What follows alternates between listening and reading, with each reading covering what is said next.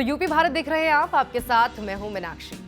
उत्तर प्रदेश में पंचायत चुनाव होने जा रहे हैं। गांव में होने वाले ये चुनाव किसी भी उत्सव से कम नहीं होते, क्योंकि भारत में 65% से ज्यादा की जो आबादी है वो गांव में बसती है। ऐसे में गांव में कामों को नियम पूर्वक कराने के लिए संविधान में कुछ प्रावधान रखे गए हैं। संविधान के अनुच्छेद 243 में गांव के लिए प्रशासन स्थापित करने के लिए इसकी एक व्यवस्था भी की गई है। इसमें ग्राम सभा और ग्राम पंचायत का गठन किया जाता है, जो पूरे गांव के विकास के लिए जिम्मेदार होती है। ग्राम पंचायत का प्रमुख ग्राम प्रधान होता है।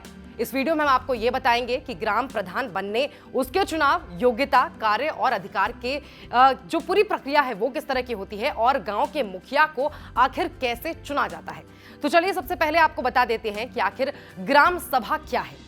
किसी गांव के कुल व्यक्तियों की संख्या जिनका नाम वोटर लिस्ट में होता है, इन व्यक्तियों के समूह को ग्राम सभा कहा जाता है। एक ग्राम सभा के अंदर 200 या इससे अधिक व्यक्तियों का होना बेहद जरूरी है। अगर इससे कम होते हैं तो वो ग्राम सभा में शामिल नहीं होता है। कौन होता है ग्राम प्रधान, ये आप भी आपको बता देते हैं कि एक ग्राम सभा में एक अध्यक्ष का निर्वाचन किया जाता है। जैसे ग्राम प्रधान, सरपंच या बहुत सी जगहों पर इसे मुखिया के नाम से भी जाना जाता है। खासतौर पर अगर बिहार की बात करें तो वहां पर इसे मुखिया के नाम से जाना जाता है। ग्राम पंचायत का गठन और चुनाव, ग्राम सभा के कुल सदस्य मतदान किस तरह से होते हैं, आपको बता दें कि इनको मतदान करके ग्राम प्रधान और अन्य सदस्यों को चुना जाता है। ग्राम प्रधान और अन्य सदस्यों को ग्राम पंचायत कहा जाता है, जिसका कार्यकाल 5 सालों का होता है, जैसा कि लोकसभा के मंत्रियों का होता है। कैसा होता है ग्राम प्रधान का चुनाव, ये भी आपको बता देते हैं कि ग्राम प्रधान को आखिर कैसे चुना जाता है, इसकी जो पूरी प्रक्रिया है वो किस तरह से चलती है। तो आपको बता दें कि गांव में हर 5 साल के बाद ग्राम प्रधान का चुनाव कराया जाता है।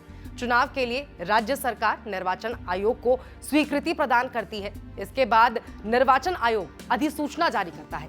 अधिसूचना जारी होते ही आचार संहिता लागू हो जाती है, जैसा कि और आम चुनावों में भी होता है।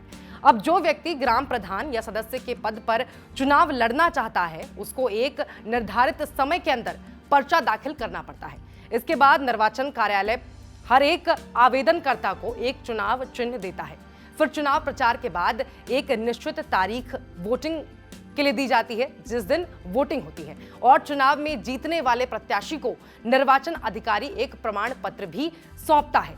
तो चलिए अब आपको बता देते हैं कि ग्राम पंचायत के जब चुनाव हो जाते हैं तो शपथ ग्रहण समारोह जो है वो किस तरह से किया जाता है। चुनाव जीतने के बाद ग्राम प्रधान और सभी सदस्यों को पीठासीन अधिकारी या ग्राम पंचायत सचिव शपथ दिलाता है। इसके बाद आपको ये बता देते हैं कि क्या है ग्राम प्रधान के अधिकार। जी हाँ, ग्राम प्रधान तो बन जाते हैं, लेकिन उनके अधिकार क्षेत्र क्या है, क्या क्या अधिकार उनका होता है, वो आपको यहाँ पर समझाना बेहद जरूरी हो जाता है। उत्तर प्रदेश में पंचायती राज एक्ट के अनुसार विकास की कार्य योजना तैयार करने के लिए हर ग्राम पंचायत में 6 समितियां गठित की जाती हैं। इन समितियों में प्रशासनिक कार्य समिति, नियोजन कार्य समिति, निर्माण कार्य समिति, जल प्रबंधन समिति, चिकित्सा स्वास्थ्य समिति, शिक्षा समिति है।